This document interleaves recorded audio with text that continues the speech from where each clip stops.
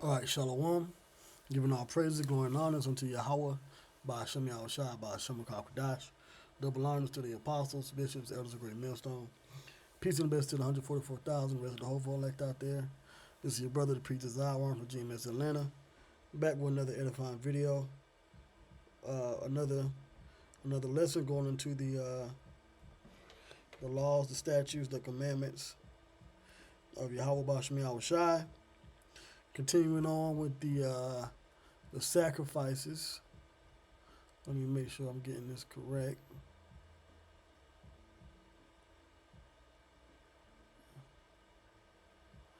Wait me 1 second.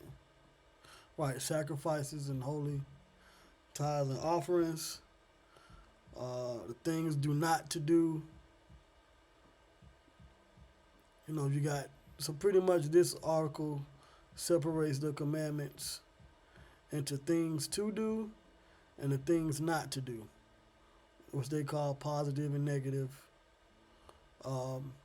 which make up all 613 laws. Um,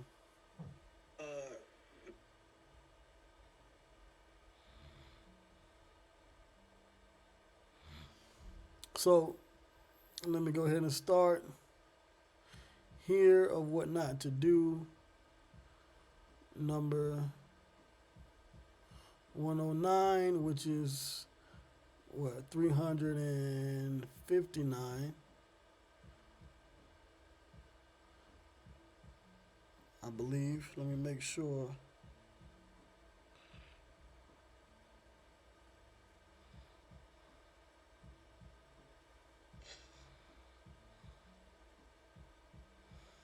Yeah, 359, number 109, and what not to do. So let me go ahead and just start off here. The first commandment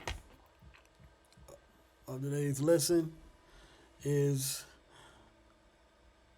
do not redeem the tithes. They belong to Yahawah and must be given to the priests. All right, I'm sorry.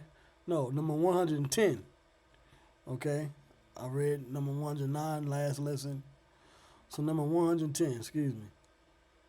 So it says, do not sell dedicated property.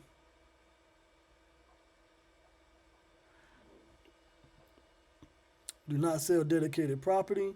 It belongs to Yahawah and must be given to the priests. Leviticus 27 and 21. And I believe a lot of these commandments we read in the last lesson, but we're going to go with the precepts that we've given. Okay.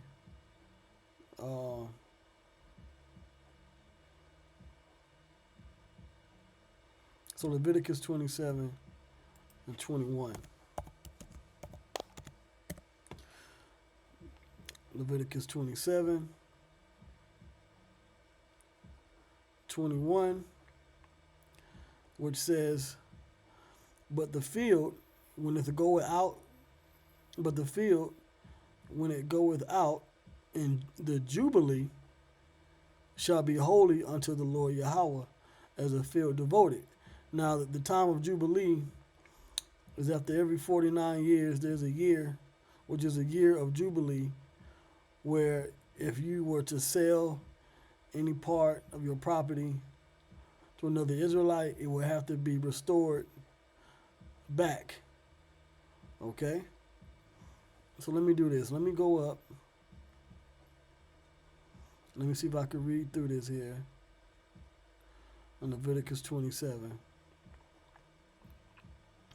And let me get this in the, I'll get it in the NLT. Okay, to make it a bit more understandable for our modern English here.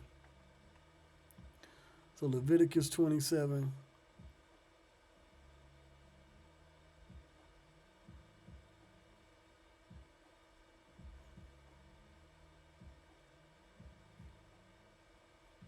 And 19. If the person who dedicated the field wants to buy it back, he must pay the value set by the priest plus 20%, then the field will again be legally his. All right. Now, when you go back to the KJV in verse 19, instead of 20%, it says, "And if he that sanctifieth the field will in any wise redeem it, then he shall add the fifth part of the money of thy estimation," which is the value of it, the estimated value, "and it shall be assured to him." Okay, so just to bring context to that, 20% is a fifth part of the value of the actual field. Okay, so back here it says, "Then the field will again be legally his, but if he does not want to buy it back and it is sold to someone else, the field can no longer be bought back. When the field is released in the year of Jubilee, it will be holy, a field specially set apart for the Lord Yahawah. It will become the property of the priest." So if you don't want to buy your land back, part of your land back that you sold in the year of Jubilee, if you don't want it back, then it goes to the priest. Okay? Now, it told me to just read number 21, but I think I want to read down. All right, because the next verse is 28. So it says, I'll just read down. "If someone dedicates to the Lord Yahawah a field he has purchased, but which is not part of his family property, his inheritance, the priest will assess his value. The priest will assess its value based on the number of years left until the next year of Jubilee. So there's 5 years left until the next year of Jubilee when it is sold. Then the priest will estimate a value. If it's 10 years, it's a value. If it's 15, there's a certain value. On that day, he must give the assessed value of the land as a sacred donation to the Lord Yahawah. In the year of Jubilee, the field must be returned to the person from whom he purchased it, the one who inherited it as family property." So if you're an Israelite and you're a Judite and you sold part of your land to another Israelite, the value of that land is estimated by the priest according to how many years left until Jubilee. All right? And then when Jubilee comes, it goes back to the Israelite who originally owned it, that Judite, so you can understand. It says all the payments must be measured by the weight of the sanctuary shekel, which equals 20 gerahs. Now let's just see what gerahs is, all right, in the Hebrew. Let's see what that measurement. You know, a lot of times you read the scriptures and certain words you don't recognize. Well, that's why they have Bible dictionaries and Hebrew dictionaries, and that's how you really get an understanding and a study of the scriptures, you know. So it says gerah, which in the Hebrew is garah, all right, garah, a weight, a 20th part of a shekel, equal to the weight of 16 barley grains or 4 to 5 carat beans. Okay, let's see what carat beans are. Look up carat beans. Carat beans, carob, a brown floury powder extracted from the carob bean. Also carob tree, a small evergreen Arabian, Middle Eastern tree, which bears long brownish purple edible pods. See also locusts, the edible pod of the carob tree. Okay, so there you go. There's more knowledge. Oh, images. Okay, so this is what a carob bean. So 4 to 5 of those are equal to the 20th part of a shekel, which is a garah weight. Okay, so there's your biblical math, right? And that's according to these scholars here. Okay.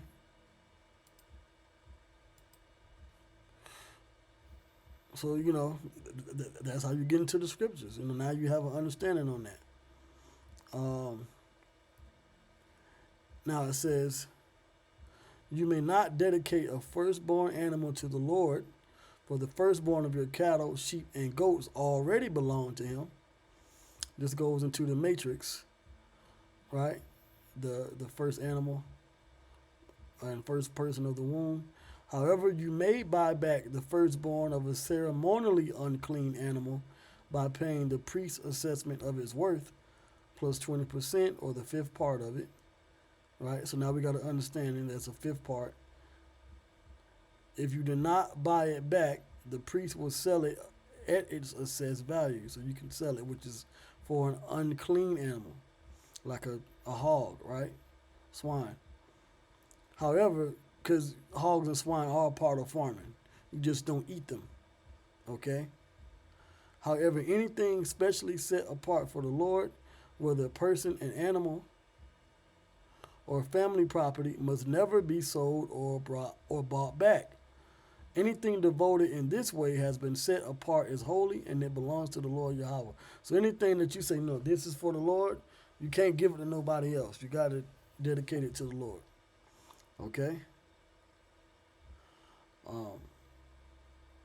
So now let's go to the next one. It says, do not redeem dedicated property after the specified time. It belongs to Yahawah and must be given to the priest. We just read that, Leviticus 27:28. Do not sever the head of a bird offered as a sin offering. Leviticus 5:7. So let's go to Leviticus 5. Leviticus chapter 5, verse 7. Still in the NLT version Bible.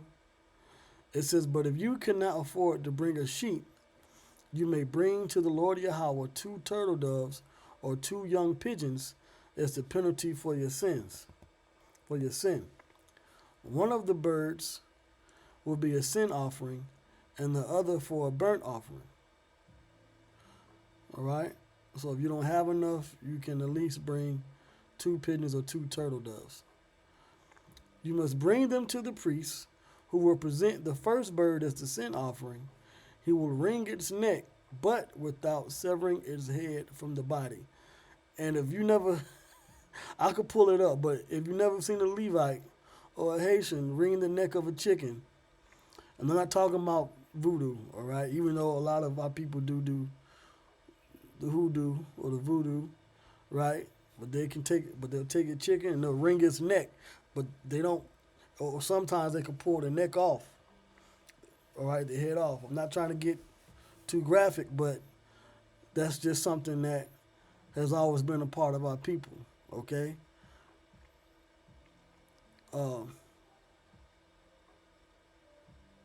It says, then he will sprinkle some of the blood of the sin offering against the sides of the altar, and the rest of the blood will be drained out at the base of the altar. This is an offering for sin. The priest will then prepare the second bird as a burnt offering, following all the procedures that have been prescribed. And through this process, the priest will purify you from your sin, making you right with the Lord, and you will be forgiven. Now we don't have to do any of this because Yahawah Shai offered himself up as a sacrifice for our sins, okay, for the elect,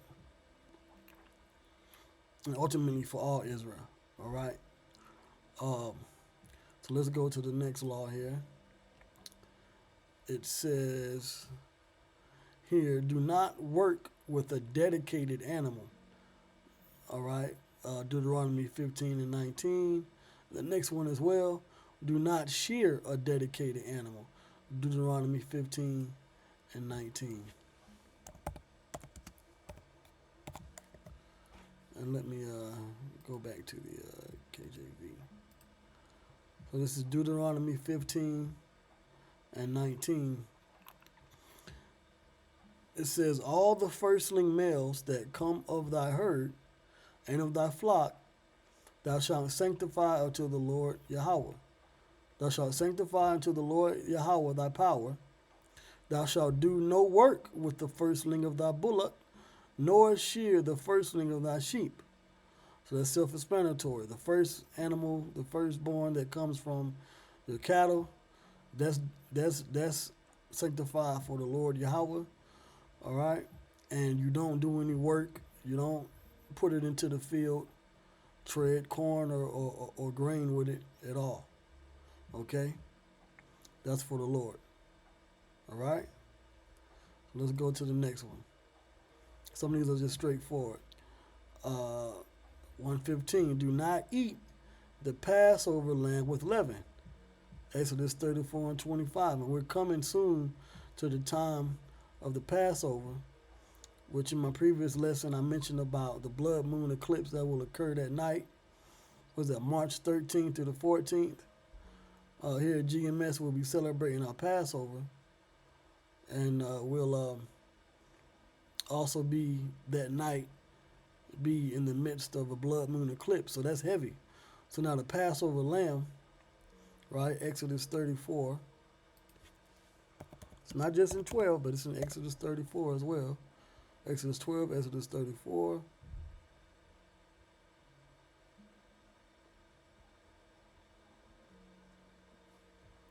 Let's see, that was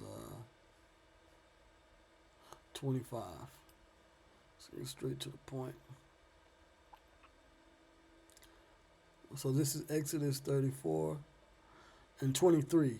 Thrice, or 3 times in the year, shall all your men, children, your sons, appear before the Lord Yahawah, the power of Israel.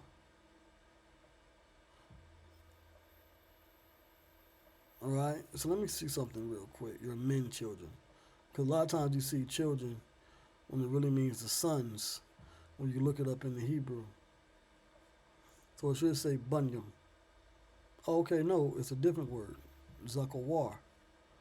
All right, Zakawar. Zakawar. So let's see what that is in the Hebrew. Zakawar means male. Okay, so just male. Male, men, children. So you have boy. The Hebrew word for boy is yalad. The Hebrew word for man is ayash. And here in this book, Exodus 34 and 25, the word for male is zakawar. Okay? For man or animal. So like the male. You got female, you got male. Okay, so zakawar. All right, so that's a new Hebrew word of the day is zakawar. Okay, and it means male. All right, so let's go back. It says, thou shalt not, thrice in a year shall all your men children, your sons, appear before the Lord Yahawah, the males, the power of Israel. For I will cast out the nations before thee, and enlarge thy borders.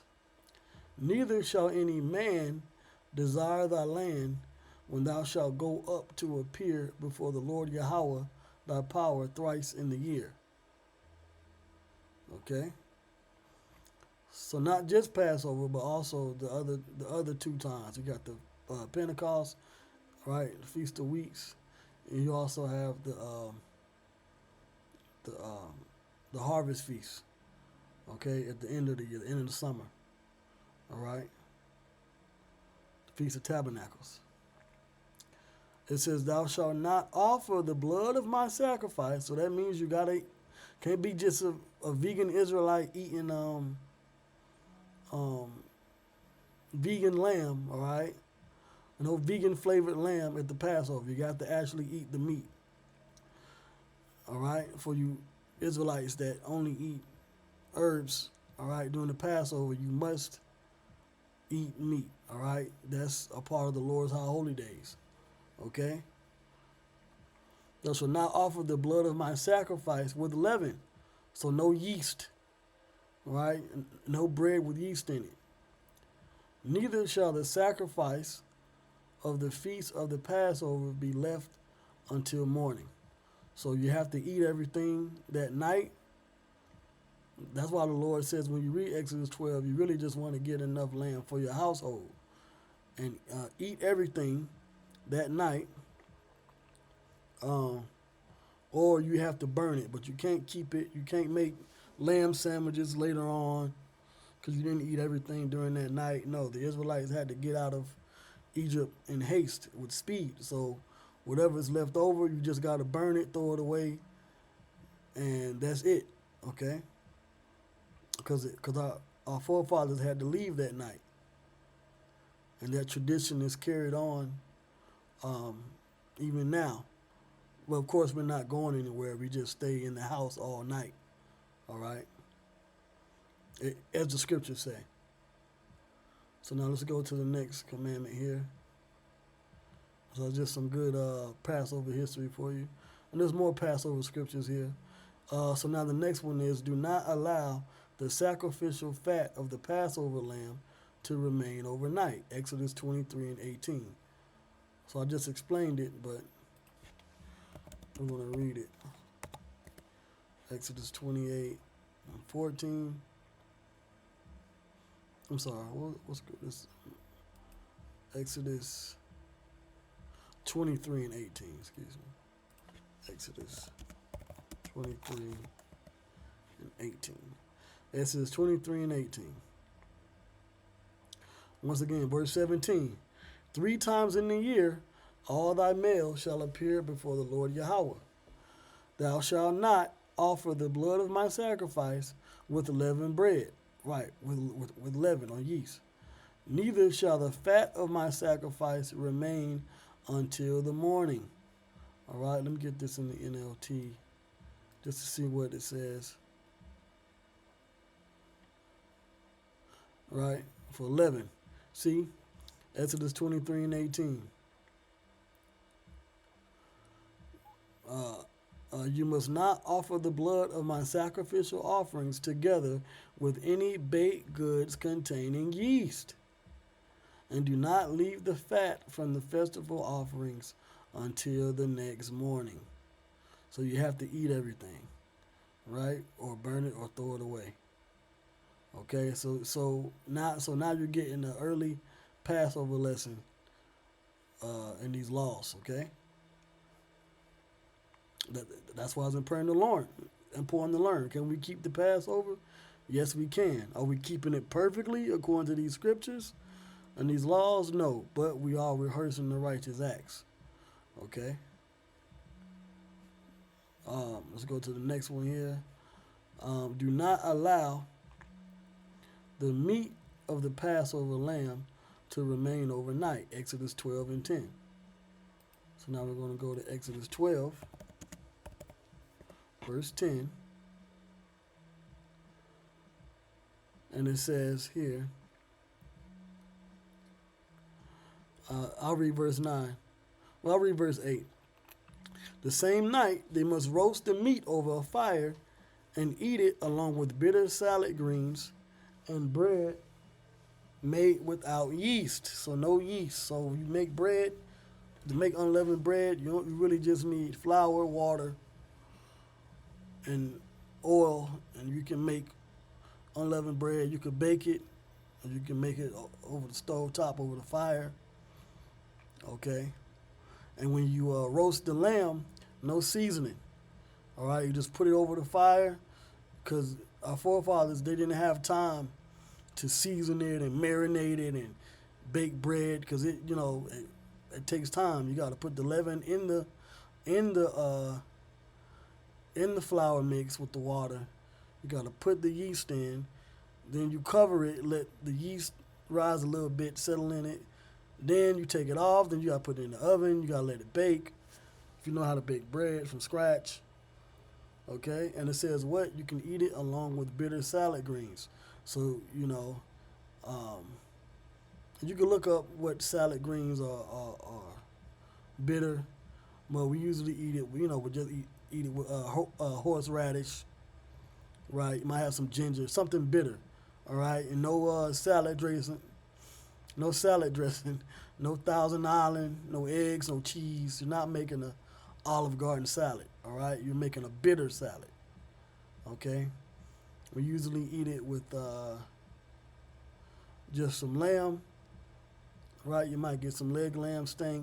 You might get um, shoulder steaks, just roasted, no season, on the grill or the oven. Get you some bitter herbs, might get you some ginger or some horseradish, and then if you cannot make unleavened bread, right, from scratch, then you can use corn tortillas. Corn is good because corn also makes a bread, and there's no yeast in it. Okay. So it says that same night, they must roast the meat over a fire and eat it along with bitter salad greens and bread made without yeast. Do not eat any of the meat raw or boiled in water. So no boiled meat, soften it up, no roast it over fire, grill, or in the oven. The whole animal, now in the ancient world, of course, we had whole animals, including the head, legs, and internal organs, must be roasted over a fire. This is where you get it in the KJV. It says the pertinence thereof. Okay? Exodus 12 and 9 in the KJV. Eat not of it raw, nor sodden at all with water, but roast with fire.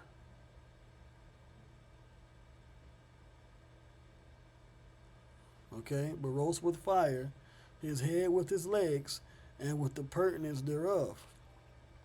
And ye shall let nothing of it remain until the morning. And that which remain of it until the morning ye shall burn with fire. So you got to get rid of it. Okay?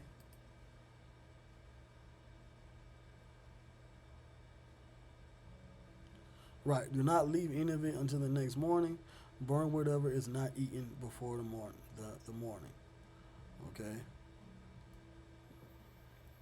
So, you could just throw it out. Now the next one says, do not leave any part of the additional offering overnight, Deuteronomy 16 and 4. Deuteronomy 16. Here we go. The feast of Passover, of weeks, and of booths, which is also tabernacles. So it says, observe the month of Abib, or Abiyab in the Hebrew, which means to spring forth. All right, which is the first month of the year. Not January in the middle of winter. All right, but the first month is spring, in the springtime. And keep the Passover unto the Lord Yahawah, thy power. God means power. For in the month of Abiyab, the Lord Yahawah, thy power, brought thee forth out of Egypt by night. Thou shalt therefore sacrifice the Passover unto Yahawah, thy power, of the flock and the herd, and the place which the Lord Yahawah shall choose to place his name there. Thou shalt eat no leavened bread with it. Once again, you can eat no baked products, nothing with yeast in it, nothing with leaven and leavened products. Okay? All right, nothing with leaven or baked yeast, none of that. 7 days shalt thou eat unleavened bread therewith. So you got to eat it for a whole, so no cookies, no pies, no cupcakes, no pancakes for a whole week. All right? Even the bread of affliction, because we're afflicting ourselves. When you eat cakes and pies, that represents, joy. Like here in America, people celebrate their birthdays. What do they usually get? They usually get cupcakes and baked cakes for their birthday, because it represents a joyous time. Well, this is a time of our affliction when we're celebrating the Passover. So we're not to eat anything that represents that, not even in our food. So no regular bread, all right? No sandwiches, no Five Guys burgers, no hamburgers, nothing, all right? For thou camest forth out of the land of Egypt in haste, that thou mayest remember the day when thou camest forth out of the land of Egypt all the days of thy life. And there shall be here's the point, and there shall be no leavened bread seen with thee in all thy coasts 7 days. Neither shalt there anything of the flesh which thou sacrificest the first day of even remain all night until the morning. So no leftover lamb from that first night of Passover. Okay? Like how people do at Thanksgiving, they cook the turkey and then the rest of the turkey that's not eaten, you know, eat leftovers for like those first 2, maybe 3 days, and you eat turkey sandwiches or whatever and make it, third and fourth plates. Well, with the Passover, you don't do that. Okay? Deuteronomy 16:4 in the NLT. Let no yeast be found in any house throughout your land for those 7 days. And when ye sacrifice the Passover lamb on the evening of the first day, do not let any of the meat remain until the next morning. Okay? So nothing remains. Let's go to the next one. Do not allow any part of the second Passover lamb to remain overnight. Numbers 9 and 12. Now there's a point when if you have an Israelite that's on a long journey and he can't come back to Jerusalem, at that time, during the time of Moses, when you couldn't come back to Jerusalem or back to where Israel are for a certain amount of time, if you're on a long journey for a certain amount of time, and if you can't come back to where the Lord has the Israelites serving the Passover, then you would do it on the second month.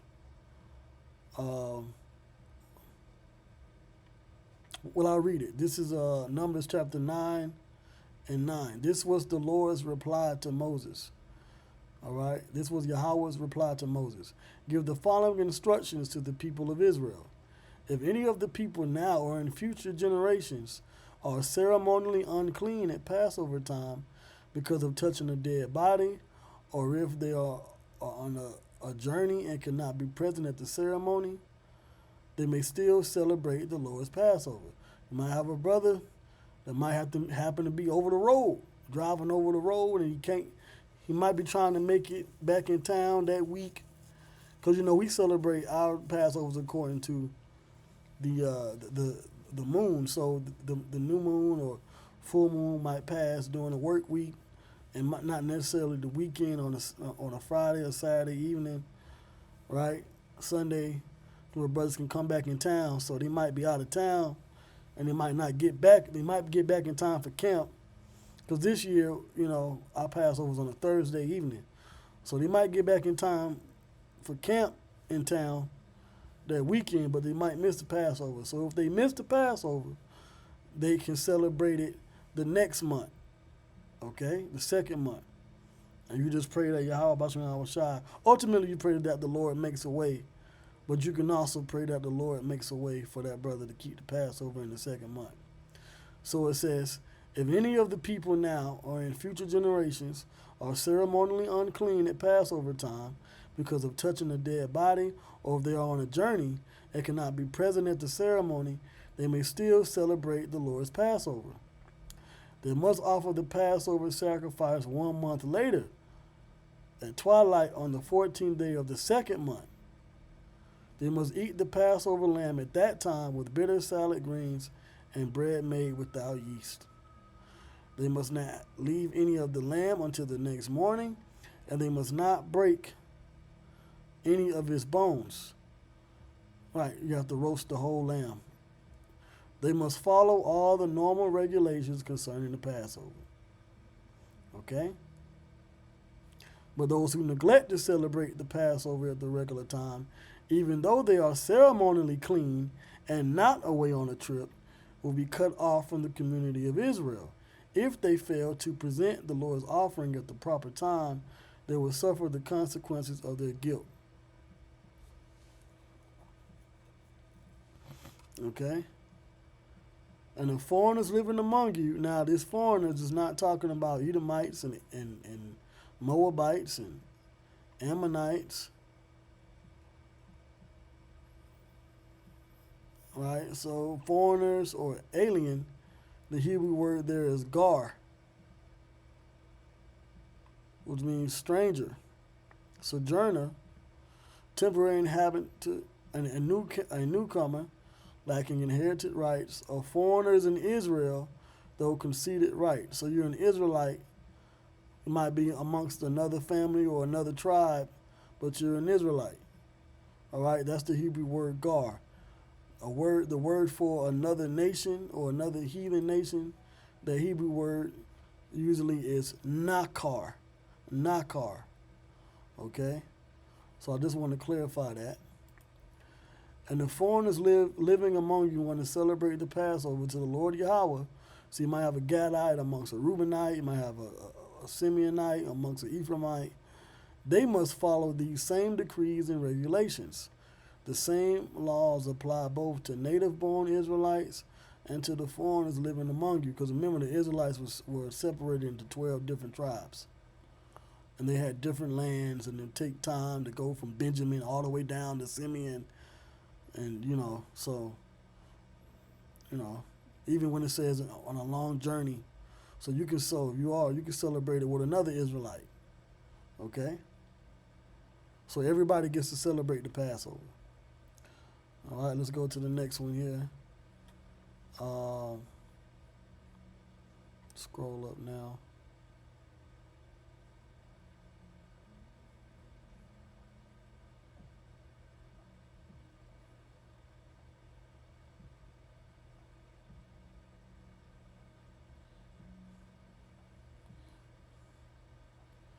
So what was that, Numbers 9 and 12. Okay, so it says, do not leave any part of the Thanksgiving offering until morning. Leviticus 22, 29, and 30. Leviticus 22 and 29. When you bring a Thanksgiving offering to the Lord Yahawah, sacrifice it properly so you will be accepted. Eat the entire sacrificial animal on the day it is presented. Do not leave any of it until the next morning. I am the Lord. Okay? So let's read some context. And the Lord said to Moses, verse 26, when a calf or lamb or goat is born, it must be left with its mother for 7 days. From the 8th day on, it will be acceptable as a special gift to the Lord Yahawah. But you must not slaughter a mother animal and her offspring on the same day, whether from the herd or the flock. Okay, and then this is talking about a Thanksgiving offering. So if someone brings an offering of Thanksgiving to the Lord, the priest will have to eat it that same day.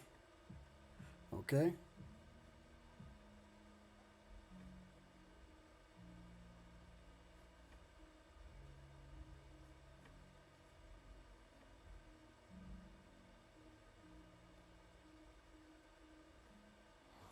All right, so let's go to the next one. Do not break any bones of the Passover lamb, Exodus 12 and 46.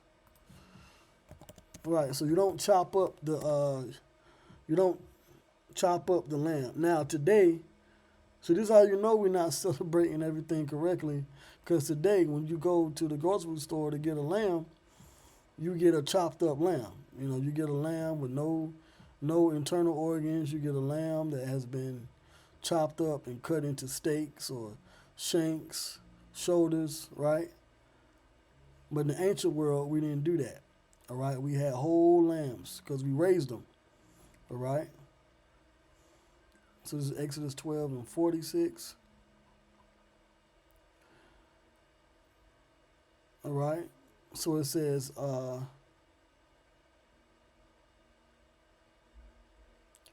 Exodus 12 and 46, each Passover lamb must be eaten in one house. Do not carry any of its meat outside, and do not break any of its bones. You don't break any bones. You don't be chopping it all up. All right? Steaks and, freezing them and saving them, preserving them with salt until the next morning. We didn't do that. Okay? Share it with the next family and go outside. Why? Because we were supposed to be inside the house. Okay? Hey y'all, we still got some lamb over here. Y'all want some? Nope. Hey bro, we still got one of them lamb shakes on the grill. You want some? Come on, Knock. Nah, we didn't do that. All right. Do not carry any of his meat outside, and do not break any of his bones. Let's go to the next one. Do not break any bones of the second lamb. Numbers 9 and 12. And I read that before. Not going to read it again. So now the next one, do not remove the Passover lamb from the sanctuary where it is eaten. Exodus 12 and 46. I just read that. Do not take it out of the house. All right. It says, do not bake the remainder of the grain offering with leaven. Leviticus 6 and 17. Let's go to Leviticus 6. There's a lot of commandments. There's a lot of laws that we're not keeping because we don't have, farms. We don't have cattle. We don't have sheep. We don't have goats. We're not growing any crops. We don't have barns and storehouses and land. Okay. We can't travel, So, and this is why I say to keep the commandments, you have to be a sovereign person. You got to be, basically, man, we got to be free from Esau. We got to be free from this devil in order to really keep all the commandments 100%. Okay? We can't keep any of them. Can't keep all of them 100% being in slavery and captivity, man. You got Israelites talking about, oh, we're in the new covenant. No, we're not. I keep all the laws perfectly. No, you don't. All right? How many of you know about this here? This is Leviticus chapter 6. Leviticus 6 and 17. It says,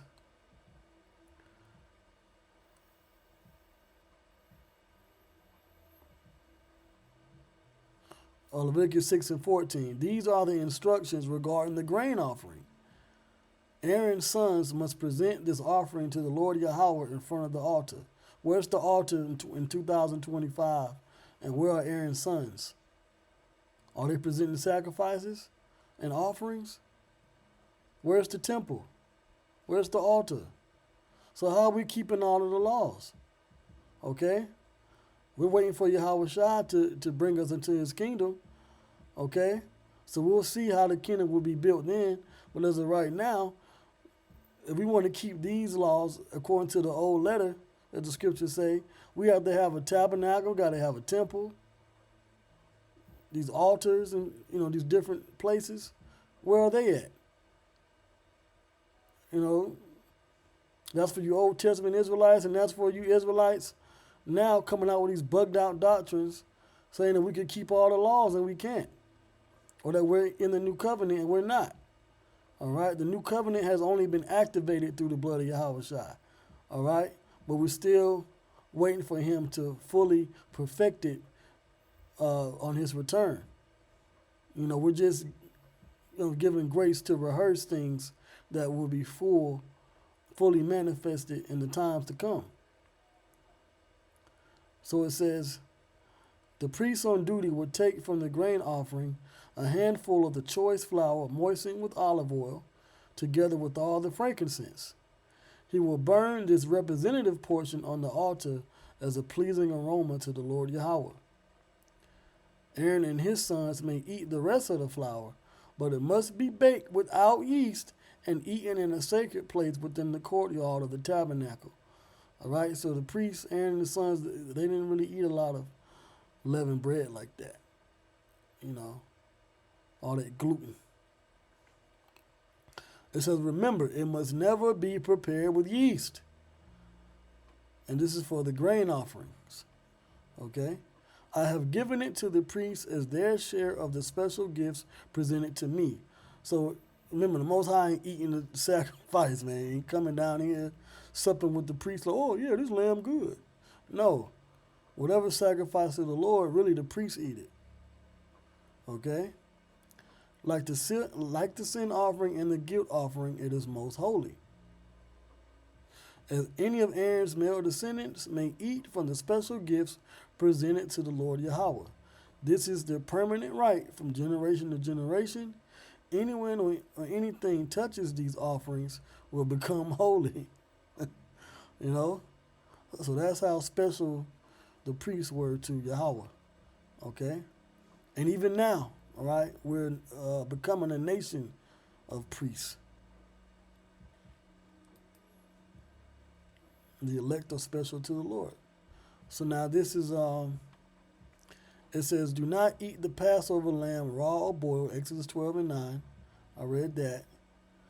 Do not allow the stranger or hired servant to eat of the Passover lamb, Exodus 12 and 45. Let's see what stranger and hired servant this is. So this is when you got to get into the Hebrew. Exodus 12, 45.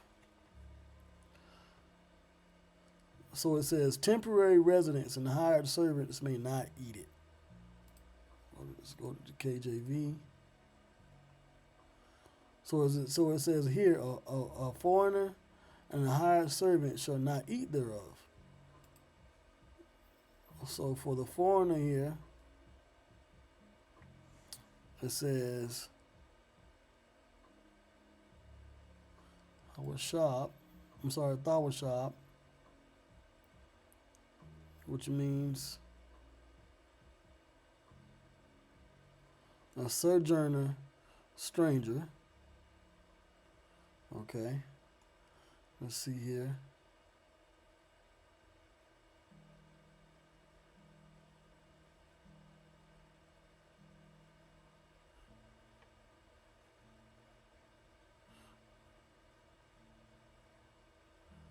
So this means stranger.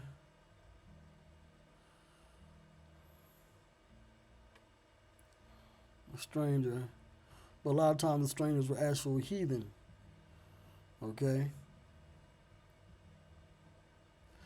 Right, Leviticus 25 and 45. Moreover, of the children of the strangers that do sojourn among you, because remember, it wasn't just the Israelites that went out of Egypt, but you had the mixed multitude that came out of Egypt with the Israelites. So you had certain strangers, all right, that were amongst Israel at that time.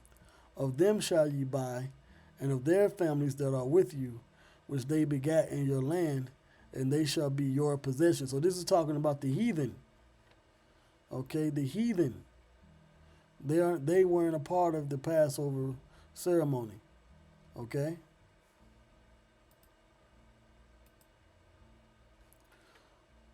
And a hired servant shall not. So the heathens didn't eat the Passover, because the Egyptians, the heathens, they didn't eat the Passover either.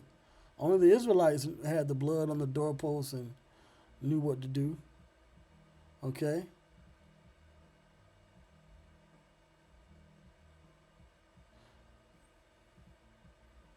And then the mixed multitude were able to come out because of Israel got blessed. But then eventually they all had to die off in the wilderness. But that's another lesson. Let's go to the next one. Let's see here. Do not allow any uncircumcised person to eat of the Passover lamb, Exodus 12 and 48. And this is why, in this truth, even today, we stress that brothers get circumcised. It is a part of our heritage. If you can get the procedure, even as an adult, get it. A lot of men were circumcised as babies or children, but you do have brothers that come in that they haven't had that procedure, even when they were young. So, but Paul said also about those that they are circumcised, that they are not circumcised, they're still welcome in the faith. So now it says, and when a stranger shall sojourn with thee. Okay, well, let me read number 47. All the congregation of Israel shall keep it, and when a stranger shall sojourn with thee, and will keep the Passover to the Lord Yahawah, let all his males be circumcised, and then let him come near and keep it. And he shall be as one that is born in the land, for no uncircumcised person shall eat thereof. And you also had Israelites that were living outside of Israel. Okay? Or born outside Israel. Like Moses' son Gershom or Garshom, he wasn't born amongst the Israelites in Egypt. He was born outside of Egypt. Okay?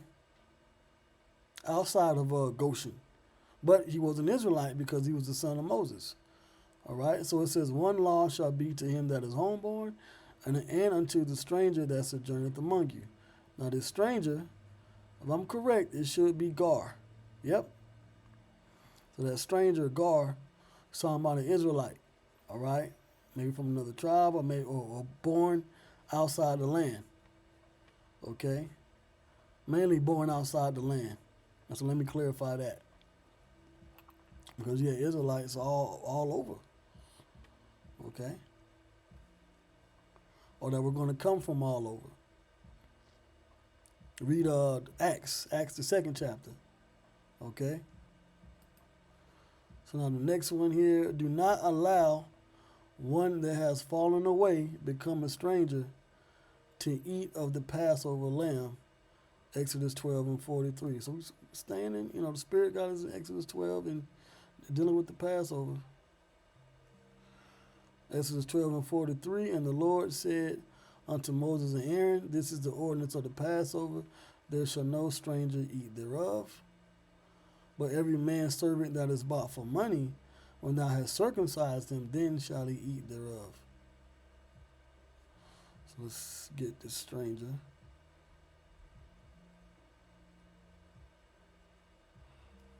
Okay, Nakar.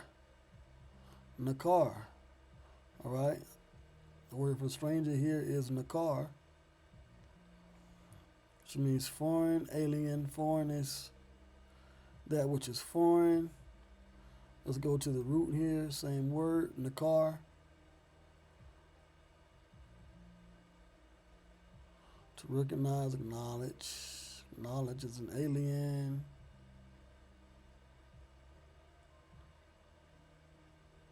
To estrange, to be foreign, strange, to alienate.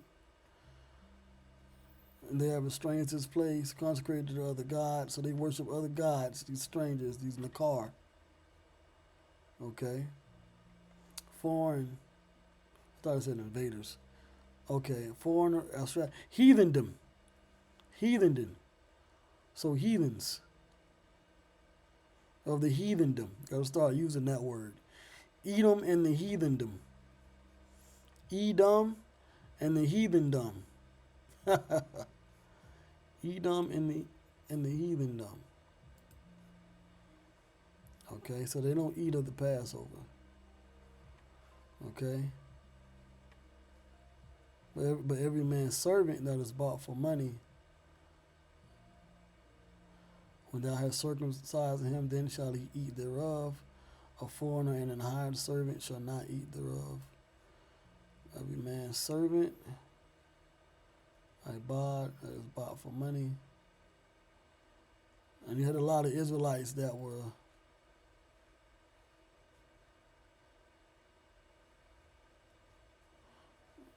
sold unto other Israelites back then. Okay. Get this in the NLT. Here it says temporary residents, hired servants.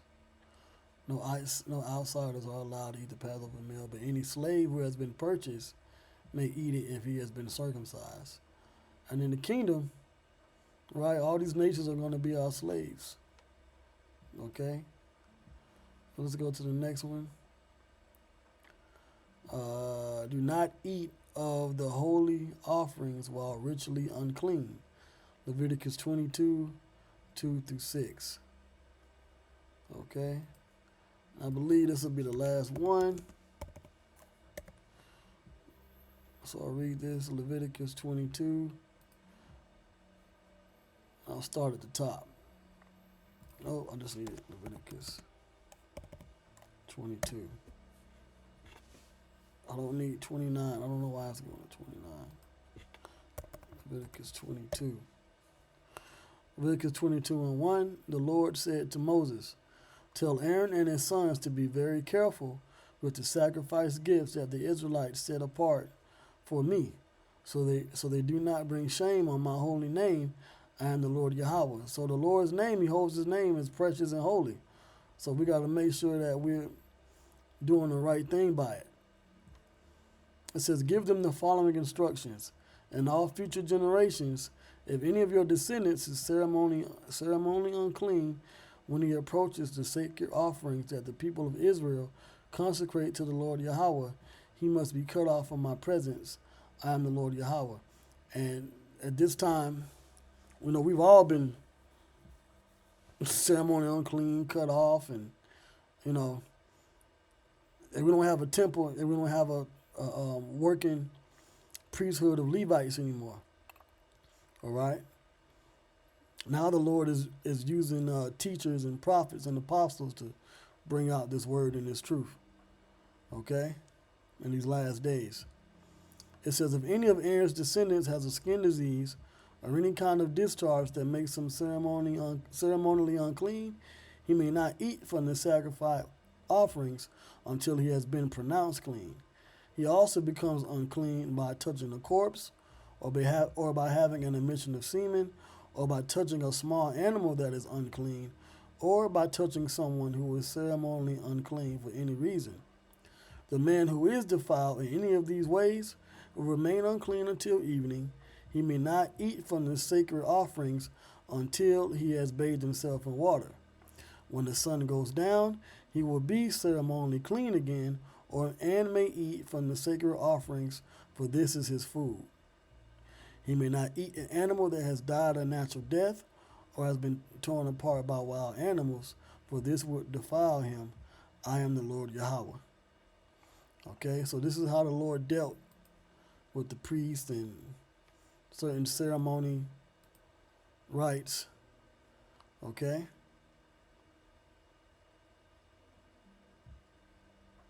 So that's it on that, for this lesson. I'm almost an hour in, so, these lessons, they get, tedious but very informative.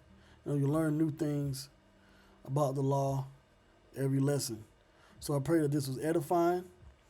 I want to give all praises, glory, and honors unto Yahawah, by Hashem Yahushua, by Hashem Kakodash.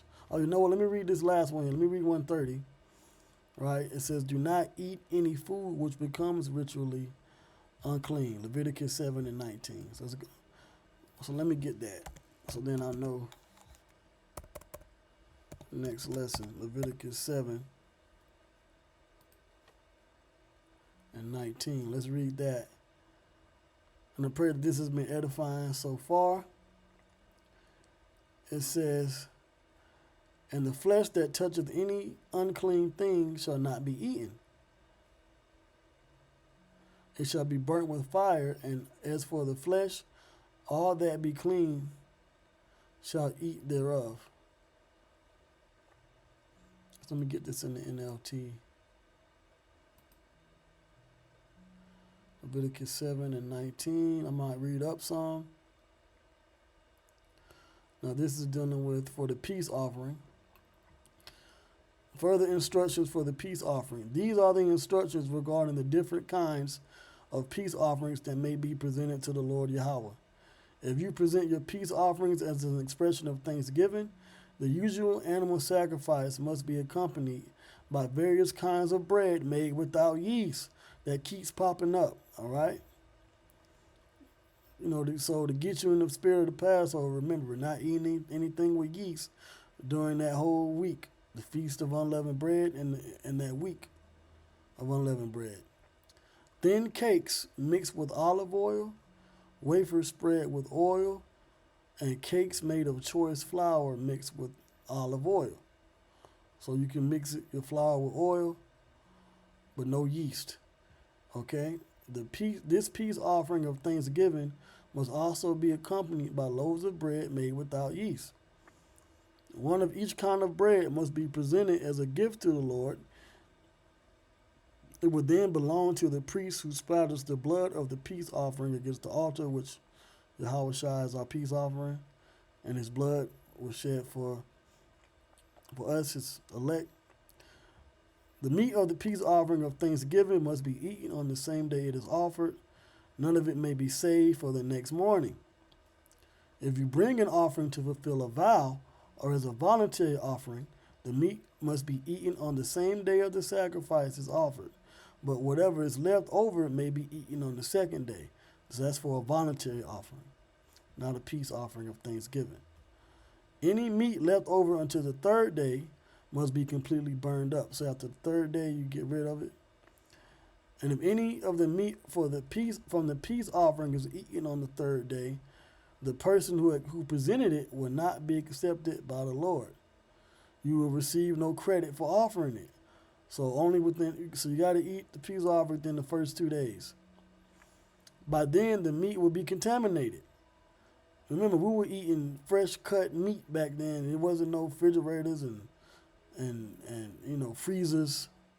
Okay, salt was a preserver, certain herbs, but at a certain time you couldn't eat things. We ate everything pretty much fresh back then. Whole grain, all organic, all of that. All right, if you eat it, you will be punished for your sin. And meat that touches anything ceremonially unclean may not be eaten. It must be completely burned up. The rest of the meat may be eaten, but only by people who are ceremonially unclean. All right, so this just goes into, how to eat the clean and unclean foods if you're clean or unclean. All right, but yeah, so with that, I'm gonna close out. I hope this was edifying. All praise, glory, and honor is going to Yahawah, Ba'ashem Yahweh Shai, Ba'ashem Rakakwadash. Till the next time I say Shalom.